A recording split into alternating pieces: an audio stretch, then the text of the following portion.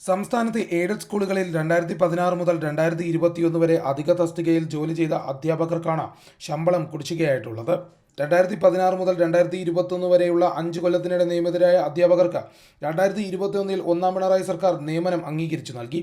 എന്നാൽ സർക്കാർ നിയമന തീയതിക്ക് മുൻപ് ജോലി ചെയ്ത അത്രയും കാലത്തെ ശമ്പളം നൽകിയിട്ടില്ല. എയ്ഡഡ് സ്കൂളുകളിൽ സർക്കാർ ചട്ടങ്ങൾ പാലിക്കാതെ നിയമനം നടത്തിയതിനാൽ ഈ അധ്യാപകർക്ക് അത്രയും കാലത്തെ ശമ്പളം നൽകാനാകില്ലെന്നാണ് സർക്കാർ വിശദീകരണം. എന്നാൽ പിന്നീട് ഇത്രയും പേരെയും നിയമിച്ച സർക്കാർ അതിനുശേഷമുള്ള ശമ്പളം നൽകിയിരുന്നു. അതേസമയം ഇതിനു മുൻപ് ജോലി ചെയ്തതിൽ അധ്യാപകർക്ക് കൂലിയില്ലാത്ത അവസ്ഥയാണുള്ളത്. വേലയ്ക്ക് കൂലി എന്ന മുദ്രാവാക്യം പോലും പാലിക്കപ്പെടുന്നില്ലെന്ന് എയ്ഡഡ് അധ്യാപകരുടെ സംഘടന കുറ്റപ്പെടുത്തുന്നു.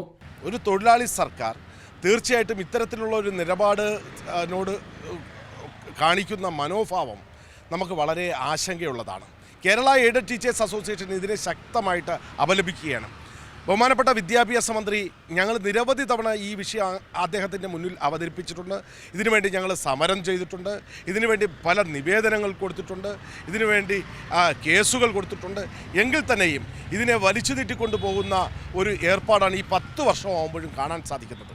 അപ്പോൾ 2016 മുതൽ 21 കാലയളവിൽ വരെ എയ്ഡഡ് വിദ്യാലയങ്ങളിൽ നിയമിതരായിട്ടുള്ള നോഷണൽ വിഭാഗത്തിൽപ്പെട്ട അധ്യാപകർ 7000 അധ്യാപകരുടെ ശമ്പളം കൊടുത്തു തീർക്കണമെന്നാണ് കേരള എയ്ഡഡ് ടീച്ചേഴ്സ് അസോസിയേഷന് പറയാനുള്ളത്.